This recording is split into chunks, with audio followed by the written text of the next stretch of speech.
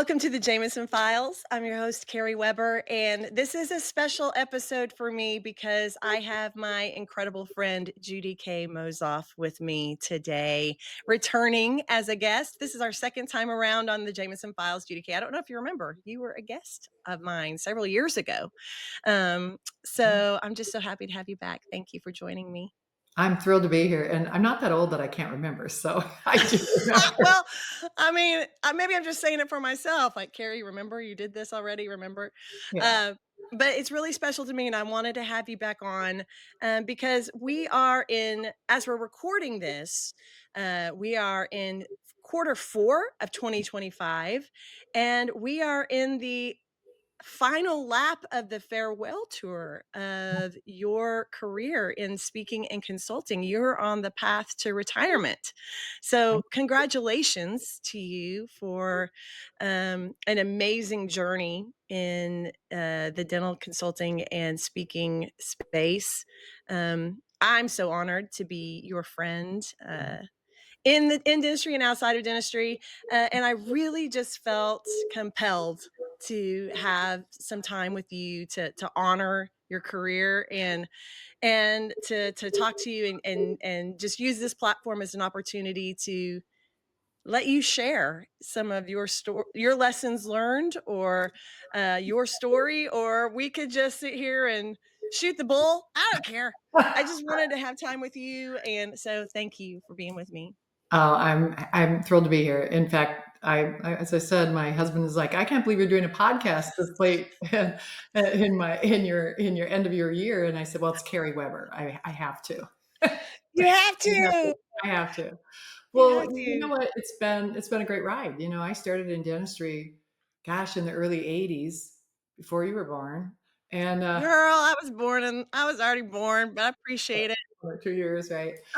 And and dentistry has changed so much, but I remember getting into it without any dental background and thinking, I hope I like this. And I fell in love with this industry. It's amazing how many people don't have a clue of what it really is like to work in this Mm. industry. And for years, I worked in a practice as an administrator and was blessed to work with doctors who really invested in their team. And I think that helped grow my love as well. And then started my business 20 years ago. So this is my 20th and final year. And so it's been fun. Wow. Yeah. It's Wow. been- And I don't know out of those 20 years when in that time frame that our paths crossed for the first time.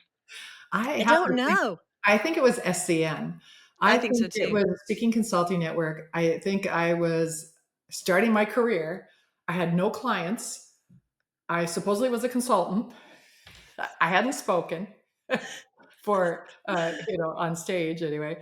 And I remember meeting you and Amy. Mhm. And I remember Amy asking me all kinds of questions and I was intimidated, which I'm usually not at all, but here I am starting over and going from being a very confident practice administrator who helped run a study club for years and helped train other practices to starting with nothing. And I remember meeting you guys and I was just like, wow, you guys are amazing. Yeah. Mm.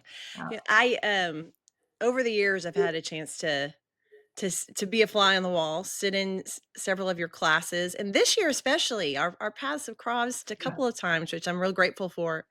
And it's amazing how um, engaged the groups are for you and how relevant your content is for them. And you not only have done a lot in speaking, but you've worked with clients in your culture camps and going to work with teams and building and strengthening culture and dental practices. And as you think back on these 20 years and you think about the legacy you're leaving and what kind of insights that you hope to leave dental practices, and the importance of culture, what kind of last advice would you want them That to magic leave you with? nugget. The magic nugget. I mean, what would you encourage practice leaders to really consider or focus in on? You know what's been fun this year is I announced a year ago that I was going to be retiring. I would highly recommend that when you're planning on retiring, you do that because you get to say goodbye a lot, and it's fun. Mm. but it really helps you hone, um, what you're doing, and it really helps you clarify your message. And I think the one thing that would really simplify things is to treat each other in your practice and take care of each other as Mm, well as you do your patients. I think if that was our number one core standard or agreement that we had, mhm, I think a lot of the other stuff would go away. And I think if we had a no exception rule to that, that no matter how great the team member was as skills and patient care, that if they were that Godzilla to the team, that they couldn't be on the team. You know, mm, so much of my work, I spend time with drama and toxic people and gossip and stress and all stuff that when leadership is clear about that it's not a part of their culture, it disappears yeah. because it's what we do as and it all falls on the leader. I'm sorry, leaders, you aren't going to love that about me, but I'm very they call me the velvet hammer. So I'm Yeah, very candid about that. It's you're the owner doctor, you get to choose what you allow and accept. And we make these concessions and then our culture falls apart, you know? yeah. I think that it's that number one is that we take care of each other. We treat each other as well as we treat our patients. And that would get rid of a lot of problems. Yeah. I that piece about sorry to be the bearer of bad news, leaders, but it really you're that measuring stick, and studies support that. I mean, Judy Kay, I Yeah, mean, not it, what you're saying is proven to be true. And Gallup surveys in one of their most recent reports has said that 70% of employee engagement can be directly pointed back to the leader. absolutely. And so I mean, that, in and of itself supports exactly what you're saying, and I think you and I get the chance to do a lot of similar things when we go work with practices and practice leaders, and something that I notice a lot is simply leaders being, progressive enough to invest in those kinds of team trainings. You can see the layers starting to kind of open up Absolutely. with these team members. You can see team members that when you first meet them, the day before a session or as you start the day, you think, "Oh, this team member is not going to contribute anything," and then they end up blossoming before your eyes and having so many aha moments, and that's really fulfilling to see happen. And so that encouragement of leaders to not only create those boundaries like you said of no toxicity, a not no toxicity area, right? But also investing in and pouring into time for team development to give them a place to learn and grow and contribute, can really change the energy of a team. Has that been your experience as well? 100%. And you think about this, Carrie, how many times have we gone in where we meet? And in my culture camp setting, I would always meet the doctors the first evening that I arrived.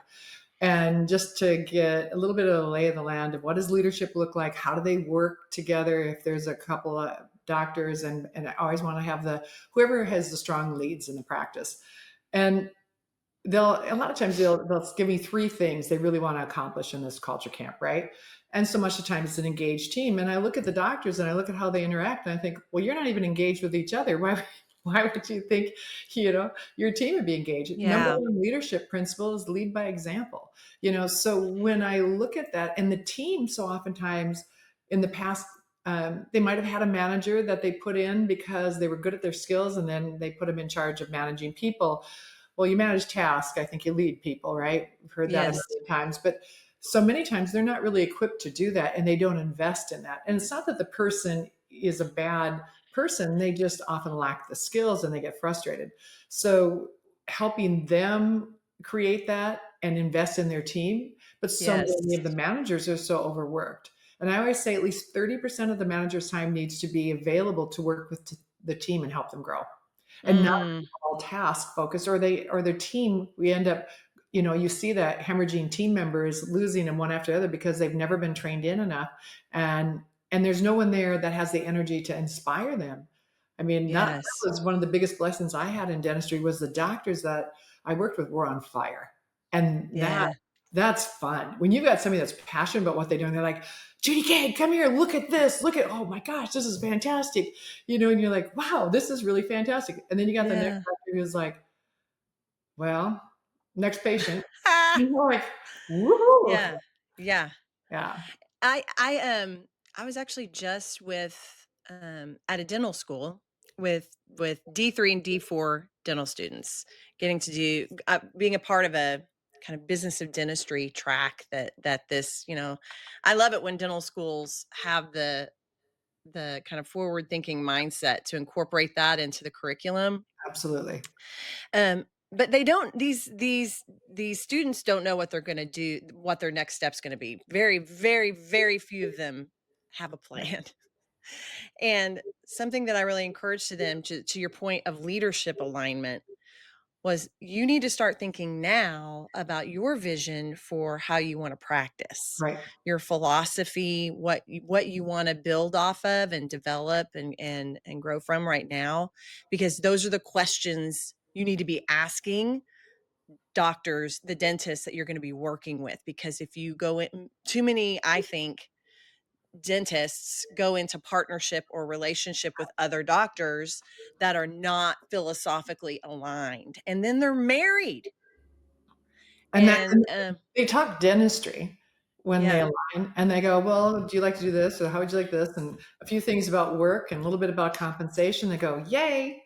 You know, yes, and then you look at them, you think, "You are on opposite sides of the world about what your yeah, beliefs are as far as how you're going to run a practice and how and the decision making for team and for you got one doctor who wants to invest in the team, you have the other doctor who thinks they're just they're replaceable, yeah. so yeah, for sure.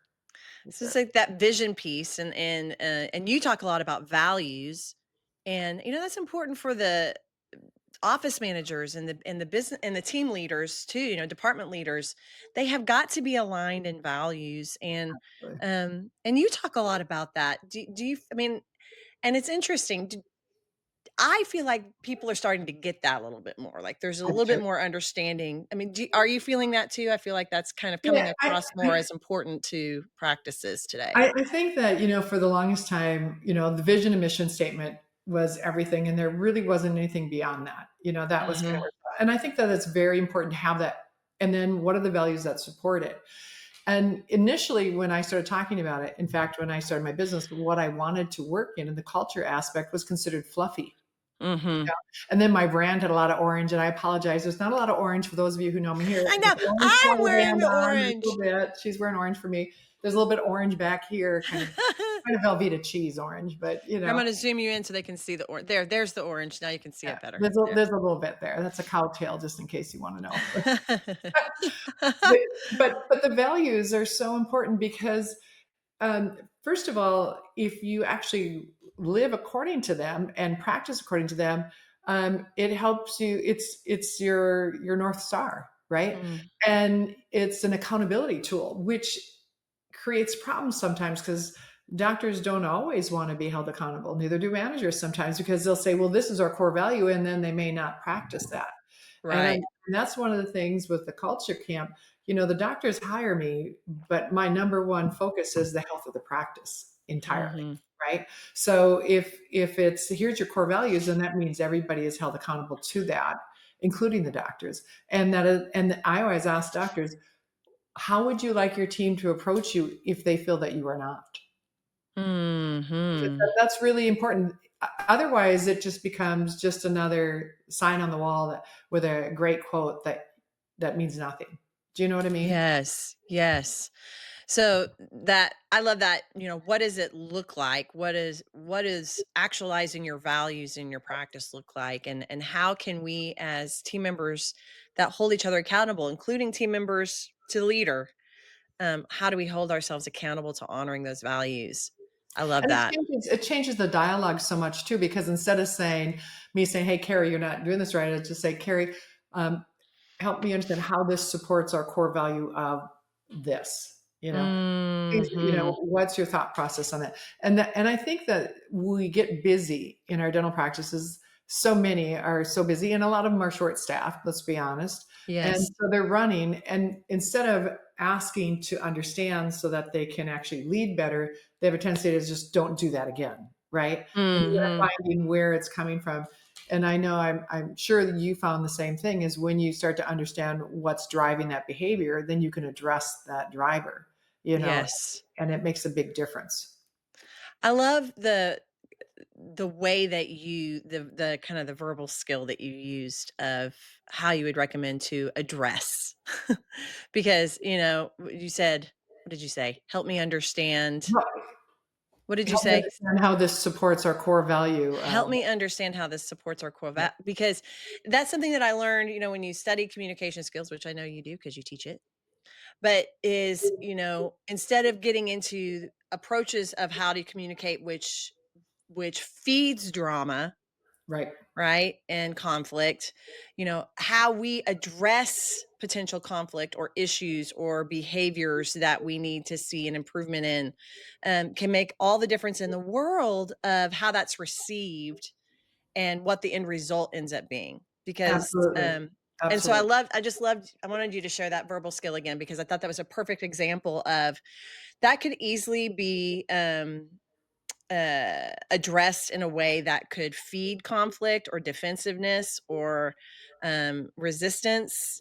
Absolutely. Um, and you said it in a way that really felt, it's coming from a place of care Right. and Care and with, care and concern. And I think that that makes a big difference. That's the thing. Words are words though.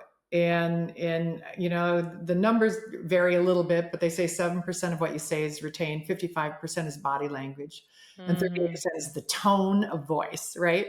So you yes. have people though that are phenomenal at scripting, right? And they say things perfectly, but their energy isn't aligned with it. And so it Mm, feels very disingenuous. And that's where I always tell managers and doctors, don't approach a team member when you're upset because the only thing that they're going to feel is the energy because it's so much more powerful. oh yeah. Be thinking about what is it that you want out of this conversation, not a particular outcome, but more of understanding. And if you really truly want to have an open conversation, then that means you have to have the mindset that your opinion might change based on this conversation. Mm, Otherwise, you're just listening to respond and tell why you're right. You know, mhm. consider that the outcome might be different than what you thought. I And love and I that. think that that's key. But so many people want to just cut to the chase. And I know I was just speaking the other week in Minneapolis, and and this doctor go, well, I don't have that much time. And he goes, well, so you're saying 3-to-1 conversations, three growth opportunities, to one corrective conversation is a good relationship. I said, yes, but it's not 4 in 1 conversation. It's not like, gee, Carrie, I really appreciate how you did this today. And this was really good. And this needs to change. And gosh, you're swell. I go, you can't do I said, because we all know that's a sandwich thing. And we go, why did you waste your time on the other three? Just get to the point. What I'm suggesting is that you catch them at different times doing things right and you acknowledge you what we reward gets done, right? And we Mhm. acknowledge, hey, I see you, I appreciate this. Then if I have 3 different conversations with you and down the road I have a conversation saying, hey Carrie, I really like how you do this. And not but, and I would like you to add this to this as well, and it'll make it that much better. And Yes. the person's going to be open to it. But when you sandwich it, right? And the most miraculous thing about that though, Carrie, is when you start to look for things to show appreciation for, you see them. Yes. Otherwise, you look for things that are going wrong and you see them. And I'm not saying you put a blind eye, but so many times we highlight all the negativity and we don't highlight the positive. We take that for granted, Yes. so And it can become a demotivator, right? I oh, mean, we're wanting absolutely. everybody's always asking, "How do you motivate people? How can we motivate my team? How do we motivate the team?" And I said, "Well, are you even recognizing anything good that they're doing?" Right. Right. Because, sometimes a pitfall of a really driven, high performing leader is you're so focused on the next thing that you can do better, you forget to take a step back and celebrate the progress you've made to that point or the things that you're doing well. And And if you stop celebrating, you lose your joy for what you do. yes. It's just another check off the list. Yeah. Yes, for sure. You mentioned that a presentation that you were giving recently, and I want to kind of segue into that. Yes, you've done a lot of great work one on one with doctors and practices, but my goodness, your success in speaking is incredible. And what? It's true. I'm laughing about the first time I ever spoke. Oh, Bemidji, okay. Tell Bemidji, me this. Minnesota. It is colder than, I mean, Minneapolis is cold enough because that's where I lived for many, many years after I moved from North Dakota. But Bemidji is like the end of the earth. And it was maybe 20 below without the wind chill. The wind is howling. It's nasty. I drive up 3 hours from Minneapolis to go and speak to these doctors. And I hit them with the most important thing, leadership, smack dab in their eyes. I'm asking them questions right off the bat. They are looking, they're like this. They wouldn't even look at me. And I am gripping the lectern. Sweat is running down my back, as cold as it is. And I'm thinking, oh my gosh, I should just run. I really stink at this. They won't even look at me. So I'm into this memorized, totally Oh, memorized speech that was 45 minutes long. I drove 3 hours for a 45-minute speech, right? And my. and I get about 15 minutes in it and I think, I can't do 45 minutes of this. So I said, if I stop asking you questions, will you at least look at me? Oh my goodness. It was so bad. And I ran into a couple of those doctors a few years later when I was speaking at Minnesota Dental Association meeting. And the one guy goes, you weren't that bad. He goes, we were just hungry. We could smell the food in the other room. And I go, oh Ah, no, I was bad. I was really bad. I'm pretty sure if anybody that has been speaking for even a couple of years, if you said what were where when did you crash and burn? I mean, surely we all have them, right? I mean, I have them, and like they come to mind. It's very triggering. It's a little like, like you automatically just start sweating thinking about those moments. But we wouldn't have learned anything without those moments Oh yeah. of, Yeah. you know, um, after all this time, how do you prepare for that? What is your intention? I always try to think about, if I had I haven't been speaking for nearly as long as you. I think I'm coming up on 10 years since my first You could presentation. skyrocket. And if I thought about somebody that was in their first year, um, what would my advice be? And I think I just would love to know what intentions do you put into place as you prepare for one of your presentations at this point? Well, so our world has changed a lot. When I started, there weren't as many pop-up type of meetings that there are now. And I Hmm. don't mean that as a negative, but there's my gosh, there's a ton of meetings out there. There used to be state and some district and some, study clubs and things like that, but now you have all these different meetings coming to play. And the hard part is as a new speaker in some of these, you're invited to come to speak because you're free. And Mm. and exposure is a good thing. Linda Miles used to say, too much exposure can kill you, though. So I I can love hear her that. saying that. But sometimes they tell you false things as well. And they tell you that you're great when you're not. And as a new speaker, the worst thing you can do is to get on a stage that is too big for you, that you can't hold the audience, because the speaking world is a very small industry and Mm. people talk. And you are much better off to slow down your progress and make sure your skills are honed, and do it with people. Share it, like organizations like Speaking Consulting Network, Academy of Dental Management Consultants, there's more, many more, but just to name a few, those are two that I'm familiar. National Speakers Association was a big, big one for me in my state chapter. Really, they're going to give you honest feedback. Mhm. And they're not going to go where everybody's perfect, everybody's wonderful, because that's not going to help you on stage.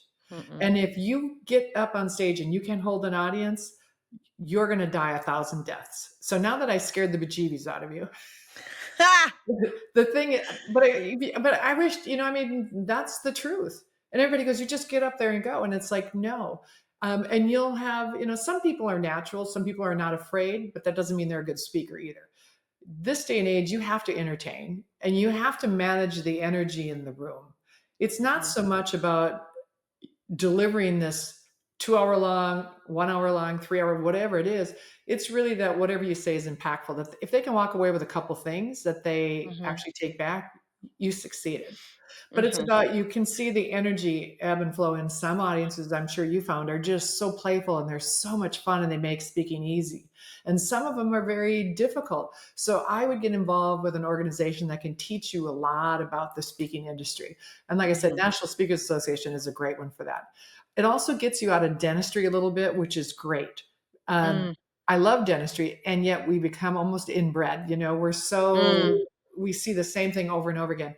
NSA, you go to a national meeting, you see so many different styles of speaking, and then you'll see somebody go, well, I would never do that because it's not my comfort level. You have to Mhm. find something that's innate with you, right? Mhm. And that's what makes the difference. It has to be real. And so I no longer memorize things. Yeah. Most cases, I don't even know what I'm going to say. I have slides that Mhm. kind of remind me of the path where I want to go, but there's very little writing on them, and it's just really to prompt. And then I spend a lot of time with, where does my audience want to go, by Yeah. based on questions.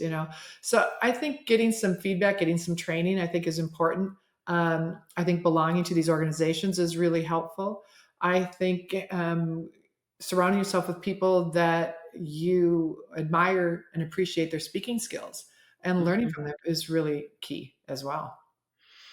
I love what you said in there about, learning what your audience desires. You don't want your audience to run the show. I mean, you came in with intention, but if we don't know what their goals and expectations are, I do that a lot. So I Yep, feel I do too. I feel good that you said that. Well, so like, I'll give you an example. Because If I have a 3 hour presentation, honestly, I Mhm. probably have planned about an hour and a half of material, and I Mhm. have the freedom to play in the rest. Now, as a new speaker, I probably wouldn't do that, because if you have a quieter audience, you might be going, oh, now what? Right. As a seasoned speaker, you've gone through fire drills, and I had someone have a panic attack. I had another person have a seizure. I mean, Oh my goodness. I've had you get hecklers, you get those who that just want their hand up the whole time. All this stuff. But it really is. I know my material enough that if there's a lot of questions on one area, I'm gonna land there longer. And Mm. then it's not that I'm not going to go through the rest, but I'm going to touch it very differently. And so every presentation that I do is really driven by how much time I spend based on the questions I get throughout. I love that. I love that. As you've been talking about both your consulting and your speaking history and experience, I've kind of been sitting here mulling that over too, and thinking about the varying levels and types of energy it takes. There's a physical energy that speaking takes, and a Absolutely. mental energy. I Yep. do believe that consulting takes an even higher level of mental energy Yes. Yes. because it's so focused on that one specific practice or group, or team Yeah. that you're in front of, that they're going to want you to get into the weeds about their own specific scenario. So that, to me, that takes a deeper level of mental energy. um but speaking from the stage, to your point of that awareness of your audience, your preparation and mastery of your content, so that you can take it to your point, like you can have an hour of content and let the audience guide the rest, or you can fill 2 hours Right. like that simply by knowing your content well enough. Um, and I think that's what audiences are looking for, people with depth of content. Right. Meaning they're looking for to walk out of there with something. And that's what that's what makes me a little nervous now with all AI. And I'm not anti Mm, AI. It just makes me nervous because I see that um, there's a lot of dependency on it now. mm, And then it becomes, and this will be maybe an off analogy, but it kind of reminds me of the calculator. Okay. mm. You know, how many of us can do division or multiplication or Yeah, adding? don't Or, go asking me I mean, math questions, Judy you Kay. know, we're dependent, and people can't even see a simple um, addition or subtraction problem and know that it's way off by hundreds, Mhm, right? By just glancing at it, because there's no awareness of that. So when I look at AI, everything is Googleable. You know, you mm, just go on and you can pull this from here and this from here and this from here, but you don't have the history, and mhm, you're gathering information. And I'm sure much of it is good. However, if you don't know it, if you know, for me, before I ever spoke about something on stage, and this is where I think speaking, writing, and consulting are the magic trio. I really do. yeah, Um, you know, so I would try something. I'd be working in the practices, and some of my culture camps. My largest one was 110 team members, wow, and I yeah, did that solo. That was a lot. That that's one. work. Oh man, I came home. I think I Talk was about brain dead for about talk three about days. energy. I was just like, yeah. And I try to get to know every person's essence. I know a lot of people do personality tests. I That's always been one thing for me, is understanding people's essence and their name and stuff. And so I can talk to them about it and know where they're coming from. So that first day, if I'm interviewing, my goal is just to get most of, not so much what they're saying, but who their Mhm, energy coming out, and where the role is in the practice, kind of, and their name. mm. So that the most names I could ever remember in a day, I got up to 64, and then I capped. I couldn't. I was like, I am so I impressed. capped out. It was like a lot of work. Wow. But, you know, that kind of connection, that kind of engagement, you're there trying to make that difference and find out what's important to them. You Mm, know, I it's love key. that. You know, and the coaching part, you know, when we look at that, it's like they're wanting you to really help them. And if you know something and you get to know them where they feel like you care, and I think that's the most important thing, that you actually care about their outcome, I think that's where it all lays. Mm.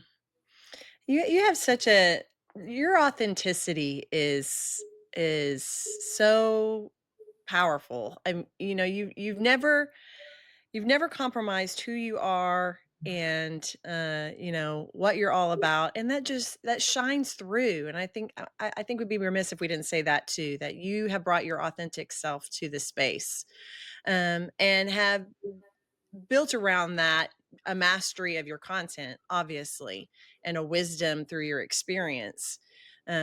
That's really, really powerful. I think that being like you're saying, we can't depend on on technology all the way through. If you in what we do, Right.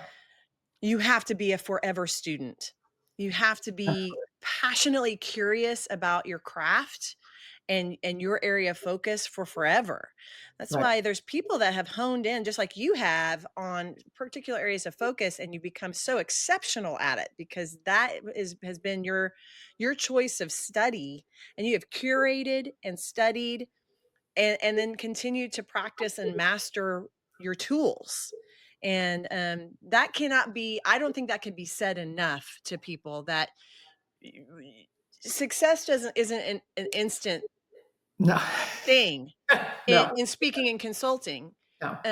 It happens by someone committing to the craft, committing to the vision and the purpose that you have established for yourself, just like you have, Judy Kay, and then being a continuous student of that. Um, So what and happens that I think with that's really important. how can you be authentic if you utilize AI? Yeah. I mean, I'm happy to And let I'm not AI help anti, me do be you more know what I mean? efficient. You know, it can how do help. you know who that person is? It's a Yeah, conglomeration of all of us, honestly, it because, is. you know, and I get it, but, you go in and so what are you gonna do? Go to your computer, somebody asks you a question? I suppose, just like we use a Mhm. calculator. I don't know, that's the part that makes me a little nervous, and a lot of people using it to write books and all the other things, and I don't know. Authenticity, I don't think, I think there will always be a space for that authenticity, Yeah, and for the unique, customized approach that comes from a human being. yeah. We can So use these I would hope tools so. we can use these tools to enhance our efficiency and our organization, all those things, but it's just like in dentistry, um, we can use technology to its maximum degree, and it still doesn't change the fact that we are a relationship-based Absolutely. business. I Ab mean, dental practices, you have to have relationship with those patients for them to trust you enough to do to use the technology that you're investing in to do the dentistry that you've trained to do. And you see, And those are the ones that succeed, the ones that are yes, high relationship builders. They could be the yes. best clinician in the world, but if they're low on the relationship, they're they struggle. Relationships and results. Yeah, absolutely. That's what it comes down to it. So this is it. I uh I just want to say I I'm not dead yet. I know you're not dead, but I just, Judy Kay's sick of me crying over here that she's retiring. I'm like, you're not going to be at the conferences anymore. You're not going to be on the road anymore. And I'll so just send you a little selfie I'm like, all up in my feels about it. So just let me be, sad, and grateful. Because I think another thing that if I were to honor you in our conversation to anyone that's listening and trying to figure out how they can be better in whatever role they're in, whether that's as a leader in a team, in a dental team, um, or going on a new path in their career. I think it's as you had said, to find these organizations to help you develop, but I would double down on that and say find mentors. yes. And again, like I said about the dental school students, get clear on your vision of what you want to do, what that looks like for you, who you are, what your philosophies are, and then find people that are that you connect with philosophically, in your values. And I have to just say a huge thank you to you for being one of those mentors to me. Oh, I feel extremely fortunate that I've had extraordinary mentors, in my career, and um, it wouldn't even be fair to not take this time to give you credit for the time. You've taken time. You've been very open with me. You've spent time with me over the years. You've been very honest with me. When I ask for feedback, you willingly give it with love, but but you tell, like you said, we need people that will tell us what we need to hear to right, sharpen that saw. right. Um, as one man sharpens another, we want to help each other be better. And I'm grateful to you for being one of those people in my life. Well, I'm grateful that you're in my life too, you know. And I could have made my career so much easier if I'd have just went to work for you guys. Well, I mean, hindsight but, 2020. but I wanted to do it myself. Yeah. And there's one thing I really want people to understand. It's not like I lost my passion for what I do. I still am in love with dentistry. I think it's the most amazing industry there is, which is why when so many people would ask me about, would you come and do some work for us in the banking or the retail or this? And I said, my heart, I can do it, but my heart's not really in it. Mm. And I have enough with dentistry. But you guys, I've been on the road for 20 years now and I walk the talk. And now it's time for me to have some time with my husband, Steve. And we Mm. live in a amazing retirement community that like this morning we had resistance recovery. We played pickleball. We have some wine clubs too. We have a lot of fun things, but it really is about balance in life as well. And, I love to share this story, and I hope it's okay with you, Carrie. Uh, Yes. it's one of the last conversations that I had with my dad. And I think he really nailed it when I said, we're sitting down, and I knew he was going to be passing because he had a couple diseases and stuff. But as hard as that was, it was really a blessing because it allowed me to ask those more candid questions. And I said, Dad, you're going to be going, what's important? What do I need to know? And he was a farmer. He wore Western shirts, snap. He always had a little notebook in his pocket. And he hands it to me. And he goes, "Well, this is going to be good, so you better write it down." But I still remember this. And he said, "Jude, the most important thing in life is to not have regrets at the end for what you didn't do. Mm. And to do that, you need to figure out what's important to you, and you make time for it. And it's important to be happy and do things that make you happy and make it, your day every day. You do your best. It's not about perfection." And then his point was, at the end of each day, if you can look back on the day and know you gave it your best shot, well, that's as good as it gets. So for me, I want to live my life with no regrets. When I started my business, there were some decisions maybe I could have done better, and definitely some growth opportunities. But Mhm. I don't have regrets. I loved learning how to make it happen. It wasn't an overnight. It was a lot of blood, sweat, and tears, and it succeeded, and that makes me really proud. And now it's time for me to have the time with Steve. So, you know, Mm. and if I'm lucky, God willing, I'll have 20 some good years, but who knows? So that's where my life is at right now. And, Steven is an exceptional person, so time Yeah. well spent indeed, and, something I love about everything that you've just shared is your career you've poured so much into your career, into the people, the practices, the attendees, the, uh, dental professionals, the doctors that have crossed your path, but you haven't tied your identity 100% to your work. It is a part of who you are, but it's not all of who you are. And I think this decision and all the reasoning why speaks clearly to that. And so many people can relate to and appreciate that because we want a full life with Right. many facets, and you certainly have created that or and are continuing to intentionally build that for yourself and for Steve. And so, congratulations to Thank you. you. Thank you. I appreciate you, and I know I speak to many of those that have been in your lecture rooms or in your culture camps to say thank you for giving so much of yourself to a profession that loves you dearly. And maybe you'll be like Elton John. You're doing your final tour, but you might come on as like a guest somewhere. Like maybe I could like lure you into something Jameson every once. Now, now you're like Cheryl Moore with Chicago. Come on, just one more I time. mean, Elton John technically is retired, and he keeps doing stuff. I mean, you never know. I'm just How saying. about how about we just hang? Yeah. Or how about I come to one of those wine tastings in There your you go. neighborhood? I, I I'm mean, sure I'm sure we can arrange that. that Yeah. sounds good. Well, thank you for being with me today, Judy Kay. I appreciate you so much, and I love you dearly. Thank you. And thanks to all of you for being with us for another episode.